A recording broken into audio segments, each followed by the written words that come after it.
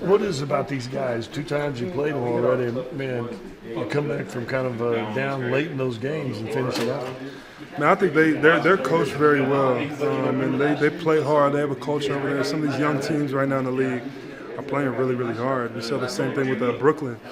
So I think just being ready to play, not easing into the game, but I think late in the game, we kind of have been there and done that. Late game execution, I think that's why we've been getting some of these late game wins. Yeah, but you're still late game execution. But Jamal's out again. Gordon's out tonight. You got P-Watt hitting a big shot that you threw a pass to him. CB hits a big shot. Julian had a great layup late. And the young guys really came through in the clutch. No, they did. All they need is to be out there, and to just have that time being on the floor to get comfortable.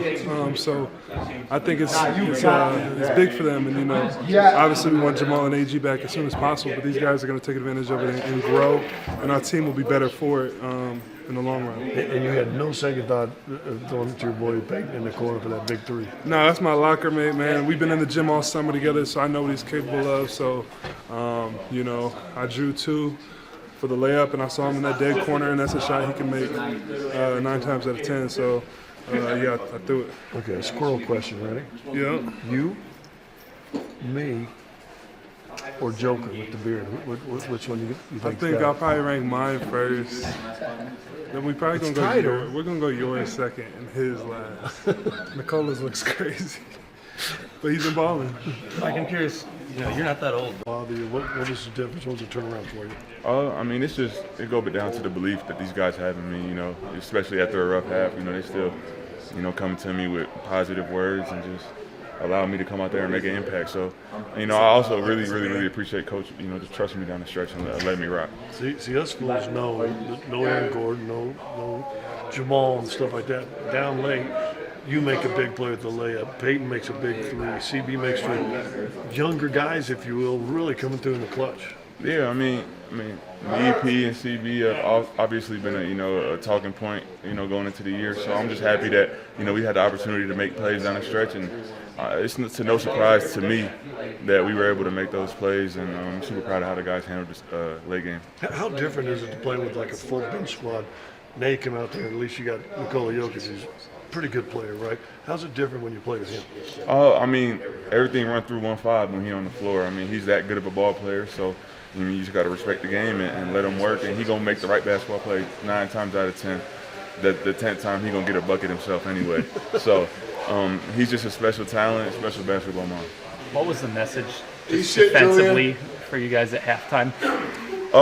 It was honestly, I feel like our offense, and it was a talking point, our turnovers, the way we got them out in transition kind of just, spiraled the game, and that's how they kind of went on some runs earlier in the game. So, coming into halftime, our main focus was just take care of the ball and keeping them off the glass as well.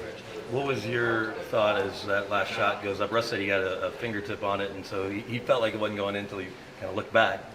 Yeah, being the guy that was on the line and didn't make both, gut-wrenching moment watching the ball bounce on the basket like that. But basketball guys are on our side today, and we got to win. It doesn't matter how we did it. How's the body feel after that trip into the second or third row? Oh, I feel good. Toronto bench looked out. They didn't just let me fall. They didn't just let me die out there. So. With you guys missing Jamal for a couple games right now, Aaron, who knows with him obviously, but what's kind of the importance of this stretch of games for obviously not just the 3 of you, but someone like Hunter, someone like Zeke, in terms of trying to pick up the team, pick up each other, and kind of earn minutes sort of for the future on top of it? It boils down to just next man up mentality and being able to be ready for the moment. We all dreamed of playing in the NBA, and the opportunities here right now with guys banged up for, us younger guys to kind of just make an impact on the game. So I think we're all ready for it, and we're super excited. When one of you young guys are not having the night you'd hope to have, did you guys lean on each other as a group of young guys, or do you lean on the vets more? How does that kind of work out? Definitely just leaning on each other and just understanding, it kind of helps to know someone else is going through the same things that you've been through or foreshadowing going to go through, because every game not going to be perfect. So, just having another 2 young guys especially, and then Hunter's obviously getting rotation now. So, just other guys that can lift each other up. It seems like you guys have been kind of behind on some rotations defensively at points. What do you guys kind of need to clean up at that end? It's just game plan discipline, just trying to understand the scout and, focusing on walkthroughs and understanding the plays and sets that they're going to run. So it's all correctable, though. There's a little different gravity because it was coming off the title last year, but how beneficial is it for you and these other young guys, especially you in year 2, to have seen kind of how long a season is? And that's something Russ talked about was, hey, it's only game 7, but to understand they're going to need you guys, but what you're building for and all of that. Oh, for sure. 82 is a long, long time, and you can go through a lot of ups and downs, but you can just grow so much throughout the games. I feel like I've grown so much as a player just from game 1 to tonight, and it kind of just this locker room really just helps bring everybody up in terms of development and understanding that we got a lot of young guys in the rotation and there's going to be some bumps and bruises, but we've been able to work through them and find a way to get some wins. So we're just going to kind of carry the energy. And that's my road dog, but also adding Julian to our young core, it meant a lot to us. And that was just kind of a little preview of what's to come from us. I think all of us play so confidently. Even despite our age. So it was good to be out there with those guys and get a win. On the last play where you were on RJ, did you intentionally try to reach in there to get a foul after he was getting past you? Or? Yeah, 100%. I knew we had a foul to give, so I was just kind of letting him run down some clock a little bit. But the thing is, you can't just run up and grab him. Like, it's got to be within, I was reaching to get a foul, something like that. So once I kind of tripped over his foot and lost balance, I knew that was a perfect time. Right around 5 seconds, I tried to let the clock get down as low as I could. And, it ended up being a big play for us because then we only had to defend for another 5 seconds after that. The shot hasn't fallen for you, obviously, so far this season. What was it? What did it feel like to see it go through in a spot like that in transition down the stretch?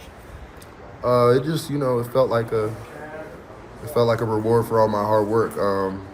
Just because the shots haven't been going in doesn't mean I haven't been working at it endlessly. That's something that I come in late and do, come in early before practice and do. And it's something that I know that I need to put an emphasis on to get better. So I knew that it was coming. I'm not surprised by it at all. It was just a matter of when. So I'm glad that I've been able to kind of gain some rhythm after being out for a little bit, and I'm getting my legs back. Do you spend more time thinking about the shot going in or the pass that Joker throws you that you just weren't quite ready for? Will that stick with you a little longer? That's definitely a tough one. I was actually just communicating with Mike. I was telling him get deep corner, so our spacing was good for Joker when he decided to go post up. I thought he was going to hold it just a little bit longer. But it's definitely just one of the ones we got to get on the same page for, especially with having AG out. Hopefully he makes a speedy recovery, but who knows? So, just stepping up and playing that role, I definitely need to be on the same page as him. You had to jump in the regular season, obviously, without the luxury of any preseason action. So just where do you feel like you're at in terms of getting into game shape or just, adjusting back to the flow of the game? I feel like I'm getting there. Obviously, the first couple games were rough, but with every game, I feel like I've developed and grown closer to what my end goal is, which is to be back 100% and feeling comfortable. So tonight I felt really comfortable. My body's feeling better by the day, and I'm just trusting in our training staff and our weight staff to help me get back to 100%. But, it felt really good to get some rhythm and get a win tonight. It's not the first time you've been out there, but how different is it being in practice with Joker versus being on the court with him in crunch time in big minutes? It's always amazing just to see the poise that he has and how cool he is under pressure. It never phases him. The moment never is too big for him. So I think that helps everybody else's confidence as well. Awesome. Cool. Appreciate you.